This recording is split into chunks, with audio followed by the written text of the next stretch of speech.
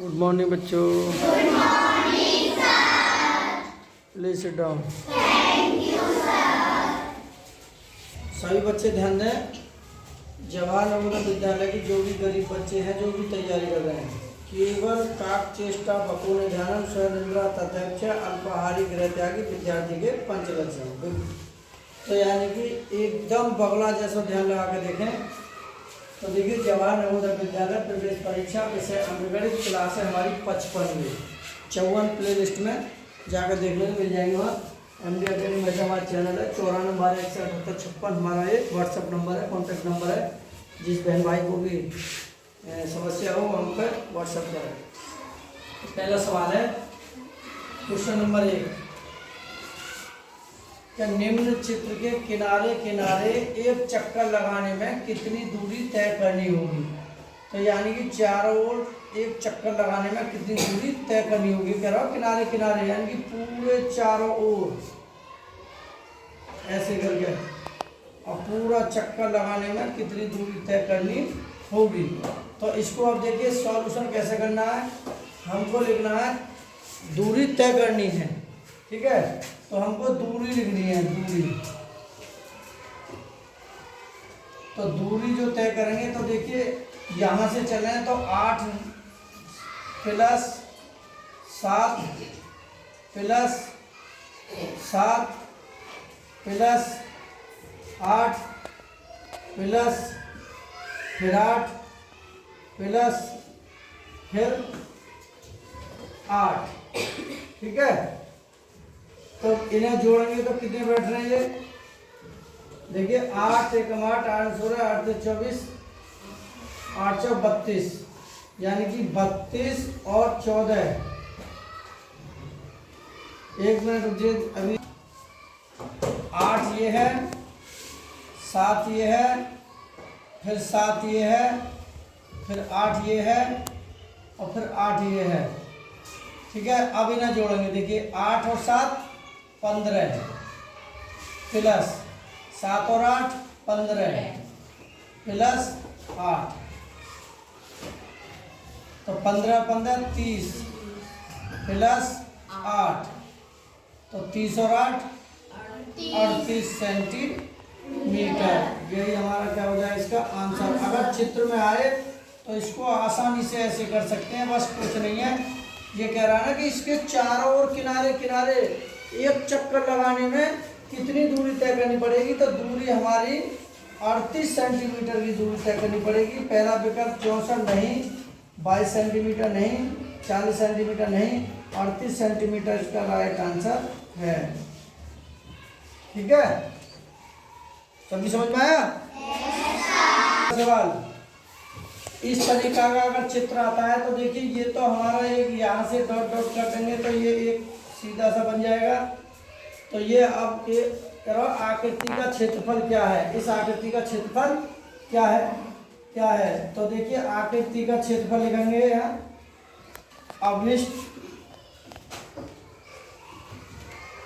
अविष्ट क्षेत्रफल। और क्षेत्रफल का मतलब होता है, पहले इसका निकाल लें छोटे वाले का, तो यानी कि लंबाई गुणा चौड़ाई, ठीक, प्लस अब ये भी चित्र इसी से जुड़ा हुआ है तो इसका भी लिखेंगे लंबाई गुणा चौड़ाई यानी ब्रेथ। तो देखिए लंबाई हमारी, इसकी लंबाई थी 15 सेंटीमीटर और चौड़ाई थी इसकी 10 सेंटीमीटर, ठीक है। तो यहाँ लिखेंगे 15 × 10 प्लस अब इसकी दूसरे वाले की लंबाई कितनी है 12 सेंटीमीटर और चौड़ाई है 22 सेंटीमीटर। अब इसकी यहाँ लिखेंगे 12 × 22। तो देखिए 15 में 10 ही गुणा करेंगे, 15 धाम 150 प्लस अब 22 दूनी 44 का 4 हासिल के 4 22 और 4 26 264। अब इन दोनों को जोड़ दें, 4 4 का 4 4 6 और 5 11 का 1 11 का 1, हासिल का 1, 2, 3 और 1 4, 414 वर्ग सेंटीमीटर। इसका आंसर आ जाए वर्ग सेंटीमीटर। तो यही हमारा एक आंसर हो जाएगा, क्योंकि इस चित्र के हिसाब से क्या कह रहा हूँ ना, इस आकृति का क्षेत्रफल, तो यही हमारा क्या हो जाएगा इसका आंसर। अब विकल्पों में देख लेते हैं। 414, हाँ ये पहला ही इसका राइट आंसर है। ना बी है, ना सी है और ना डी है। ये 414 वर्ग सेंटीमीटर। अब तीसरा क्वेश्चन देखते हैं। सब बच्चे, आकृति का परिमाप। तो देखिए परिमाप लिखेंगे, परिमाप। तो परिमाप देखिए ये आकृति है, तो देखिए यहाँ से ये आकृति है। तो इस परिमाप को मतलब चारों भुजाओं को जोड़ देंगे इसको। तो लिखेंगे 5 + 5 + 5 + 5। तो इनको सबको जोड़ेंगे तो 5 और 5 10 + 10 सेंटीमीटर है, ये 20 सेंटीमीटर है। तो 10 और 10 20 सेंटीमीटर। नहीं सेंटीमीटर नहीं, मीटर है सब, है क्या ये मीटर दे रहे हैं। ये भुजा मीटर लिखी हुई है ना, ये सब मीटर हैं, ये वाले ये सब क्या है मीटर। तो 20 मीटर ही आएगा। तो ये परिमाप हो जाएगा इसका ये आंसर। ठीक है, अब ऑप्शन में देख लेते हैं। 625 मीटर नहीं, 5 मीटर नहीं, 25 मीटर नहीं, तो 20 मीटर इसका राइट आंसर है, डी। ठीक है, यह है त्रिभुज का परिमाप। तो त्रिभुज उसे कहते हैं जो 3 रेखाओं से घिरी आकृति को त्रिभुज कहते हैं। यहाँ त्रिभुज है, 3 आकृति रेखाएं 1, 2 और 3। ठीक है, तो त्रिभुज का परिमाप यहाँ लिख देंगे, त्रिभुज का परिमाप।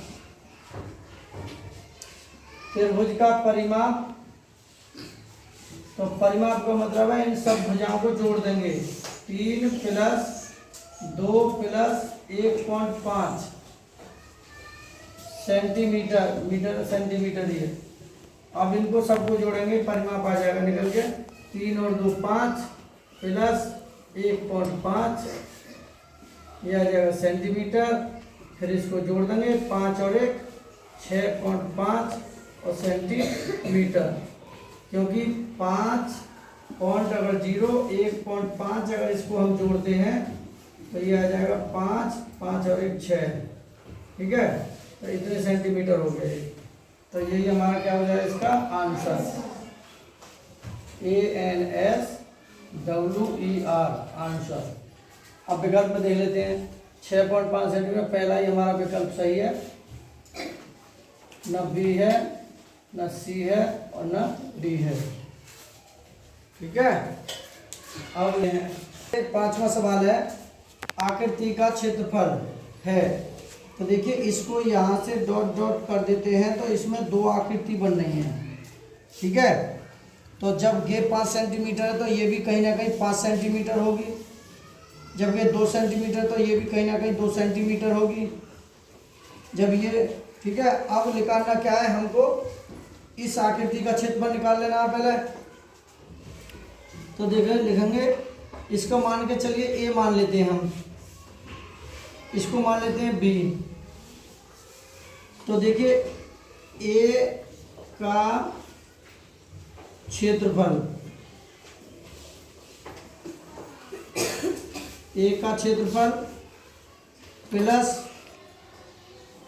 बी का क्षेत्रफल, बी का क्षेत्रफल।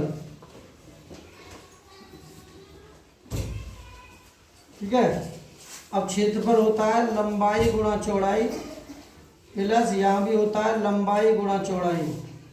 तो ए की जो लंबाई है हमारी 10 है और चौड़ाई है 5, प्लस बी की लंबाई है 5 और चौड़ाई है 2। तो 10 × 5 = 50 प्लस 5 × 2 = 10 50 और 10 कितने हैं गए 60। तो यानी कि ये हो जाएगा अभिष्ट क्षेत्रफल। अभिष्ट क्षेत्रफल बराबर, तो इन दोनों को हम जो है क्षेत्रफलों को ए और बी आकृति के क्षेत्रफल को हम जोड़ देंगे।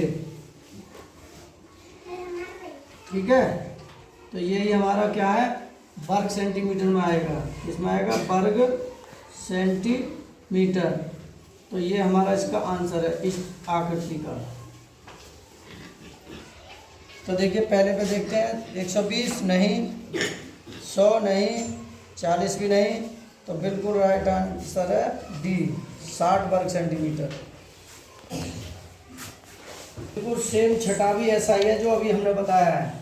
जैसे हमें ए आकृति का निकालना है, ऐसे बी का भी निकालेंगे। तो यहाँ लिखेंगे ए का क्षेत्रफल, ए का क्षेत्रफल।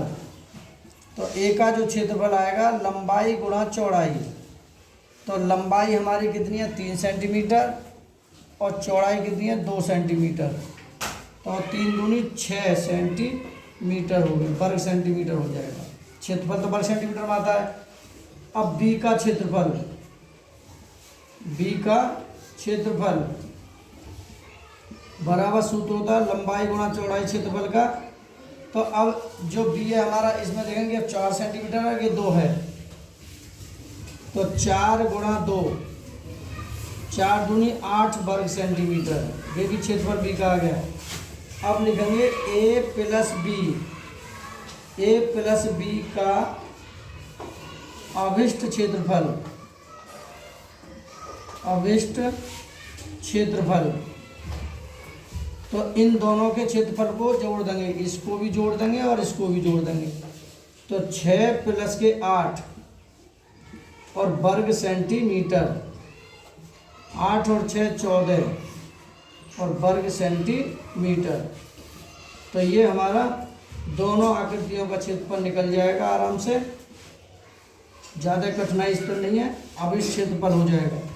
ठीक है, अब ऐसे अगली आकृति में निकालेंगे। क्वेश्चन नंबर 7 आकृति का 6। यहाँ विकल्प देखते हैं 14 वर्ग सेंटीमीटर, पहला इसका विकल्प सही है, ना 16 वर्ग सेंटीमीटर है, ना 12 वर्ग सेंटीमीटर है, ना 18 वर्ग सेंटीमीटर। ठीक है, अब 7वां देखते हैं। हमारा हमें ए का क्षेत्रफल निकालना है, ए का क्षेत्रफल, सॉरी नहीं, ए की पहले लंबाई निकालना है, ए की हम निकालना है लंबाई, ए की लंबाई।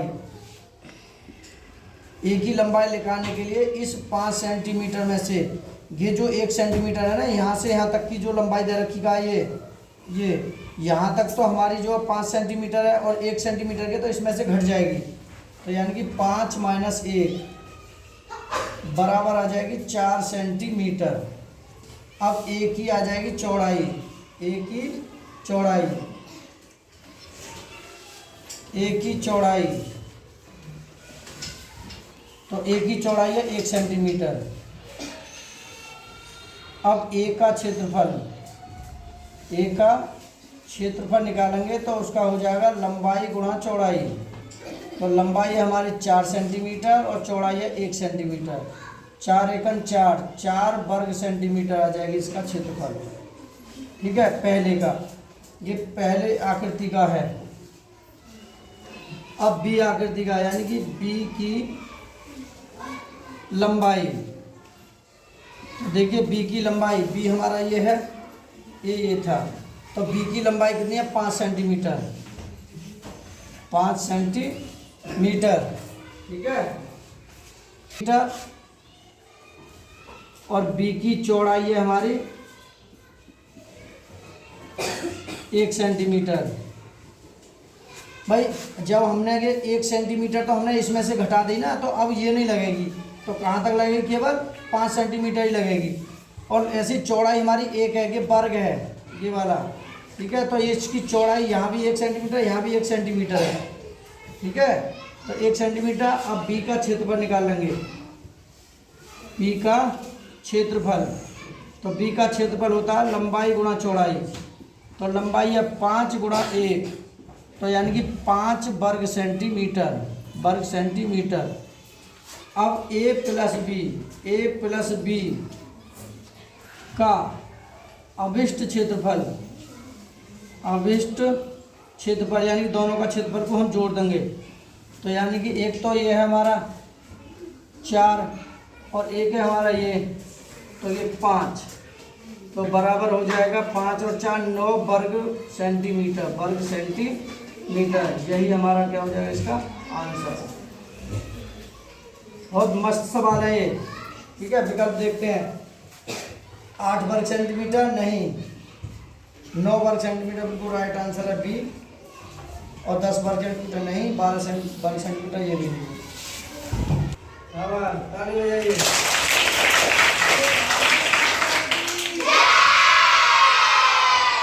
गणपति बप्पा इंकलाब। ठीक है, तो इसीलिए मन लगाकर पढ़ो, इन चित्रों से बहुत ज्ञान मिलता है। क्योंकि जितने भी पक्षी हैं उन पक्षियों में बाज एक ऐसा इकलौता पक्षी है जो सब पक्षियों का शिकार कर लेता है। लेकिन उन्हीं पक्षियों में एक कौवा ऐसा इकलौता पक्षी है कि बाज की पीठ पर बैठकर उसकी गर्दन को काटता है, नोचता है, लेकिन बाज को इस बात का कोई फर्क नहीं पड़ता। बाज और ऊंचाइयों पर उड़ता है, जैसे जैसे बाज ऊंचाइयों की बुलंदियों पर उड़ता है तो उसकी पीठ पर बैठा हुआ कौवा उसको सांस लेने में दिक्कत आती है, और एक स्थिति ऐसी आ जाती है कि वो बहुत ऊंचाई पर उड़ने के बाद उसकी पीठ पर बैठा हुआ कौवा उसकी पीठ से नीचे गिरकर धराशायी होकर के मर जाता है। इसीलिए इस कहानी का अर्थ है कि हमें अपने काम में लगे रहना है और निरंतर बढ़ते रहना है। हमें किसी के विषय में कुछ नहीं सोचना है। जैसे बाज अपनी ऊंचाइयों पर उड़ता रहा और कौवा उसकी गर्दन को काटता रहा, दोनों ही अपने काम में लगे रहे। लेकिन एक स्थिति ऐसी आ गई कि जिसका काम अच्छा था वो जीत गया, जिसका काम बुरा था वो हार गया। कौवा बुरा काम कर रहा था, उसकी गर्दन को काट रहा था, नोच रहा था, क्योंकि वो बुरा काम कर रहा था, और बाज अच्छा काम कर रहा था, ऊंचाइयों पर उड़कर अपने आप को एकदम सकारात्मक काम कर रहा था। तो बुरे काम का बुरा नतीजा। इसलिए जो बुरा करोगे तो बुरा होगा, अच्छा करोगे तो अच्छा होगा। कौवा ने उसकी पीठ पर बैठकर बुरा काम किया तो उसका नतीजा क्या हुआ? बुरा। उसको मरना पड़ा। इसलिए सबकी समझ। हमारा छोटा सा प्रयास है, वीडियो अच्छी लगे तो कम से कम एक आप तो लाइक मार दो, नहीं है तो कोई बात नहीं है, कोई जरूरत नहीं। मेरा मकसद है कि गरीब बच्चों को शिक्षा देते रहेंगे, ज्ञान देते रहेंगे।